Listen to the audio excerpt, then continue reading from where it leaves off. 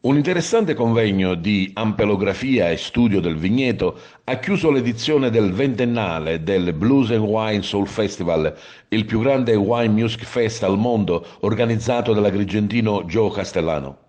Una edizione storica, 20 anni di musica con galà nelle più rinomate località turistiche e culturali della Sicilia, che hanno visto la presenza di artisti di rilievo internazionale, serate abbinate alla promozione di grandi etichette di vino premiate con i Blues and Wine Awards. Concludiamo un'edizione veramente storica, leggendaria per noi veramente, perché innanzitutto 20 anni ce lo possiamo permettere solo in pochissimi festival nel mondo a dire che abbiamo fatto 20 anni di un grande festival del vino e della musica, forse gli unici del vino e della musica, e soprattutto poi dopo che abbiamo cominciato il 26 luglio da Castelbuono con la musica abbiamo continuato nelle gran galà estivi meravigliosi con musica e vino. Avevamo passati alle cene degli Awards che hanno attribuito i premi alle migliori aziende del 2022. Abbiamo continuato a Natale con i grandi concerti del gospel e ora era giusto chiudere con un momento scientifico, appunto, che mettesse a fuoco qual è il futuro del vino italiano e internazionale, perché con questi grandissimi studiosi e professori che oggi sono qui, i più grandi studiosi della materia, stiamo mettendo in luce anche quello che deve essere fatto in futuro per poter parlare ancora di grandi vini, visto che la siccità sarà un problema focale nel futuro del vigneto. Il futuro invece di Blues and Wine, 21esima edizione? Stiamo già lavorando alla 21esima edizione, ovviamente torneremo, ecco, do un'anticipazione, torneremo oltre che in Sicilia, torneremo anche nello stivale italiano con altre tappe in giro per l'Italia, quindi ci sarà sempre la Sicilia ovviamente di base e qualche escursione in zona italica. Il Blues and Wine Soul Festival ha anche una sezione scientifica. Presso il Museo Archeologico Regionale Piero Griffo di Agrigento, infatti, a conclusione dell'edizione 2022,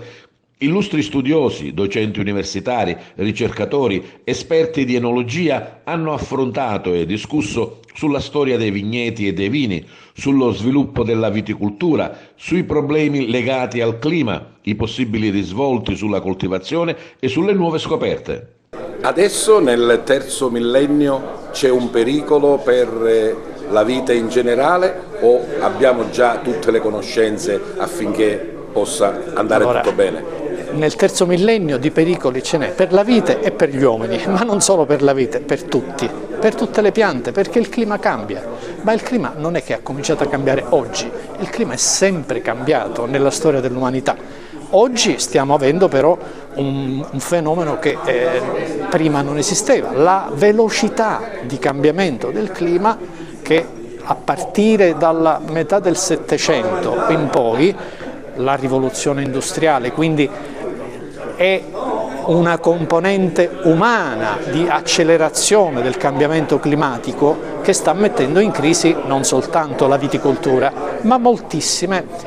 coltivazioni. L'avanzamento, le soluzioni la scienza le deve trovare e le cercherà naturalmente, ma oltre a questo dobbiamo anche entrare nell'ordine di idee che l'intervento umano che ha generato questa accelerazione deve anche mettere in discussione le scelte fin qui compiute che non possono portare a un protrarsi dei nostri comportamenti, delle nostre scelte industriali, come se nulla fosse. Siccità, problemi climatici, la terra soffre, ne soffrirà anche il vino? Ma ne soffrirà a condizione che noi non sappiamo capaci di reagire, perché la sofferenza in fondo è un atteggiamento di resa. Uno si arrende alle condizioni climatiche, non prende provvedimenti e quindi ne soffrirà. Ma se con gli strumenti che abbiamo della conoscenza, dell'innovazione e della genetica sappiamo così trovare delle soluzioni, ce la faremo come ce l'hanno fatta i nostri antenati 500, 600, 1000 anni fa, perché i cambi climatici si sono succeduti nella nostra storia costantemente, non è un fenomeno questo quello che noi attraversiamo insolito. Tutto ciò che noi abbiamo vissuto nel passato è stato così segnato dai cambi climatici e ci siamo adattati a questi cambi, allora senza gli strumenti attuali della genetica o della ricerca, cercando insomma di cavarcela in qualche modo. Adesso no, adesso possiamo in viticoltura trovare i portinesti giusti, quelli che sopportano la siccità, il sale, possiamo trovare le varietà che meglio si adattano al cambio climatico in termini di ciclo fenologico, quindi di controllo dell'acidità, della maturazione. Non ci sono la gestione del vigneto, quindi le modalità di lavorazione del suolo, la gestione della chioma, cioè ci sono 1000 modi che i nostri predecessori non avevano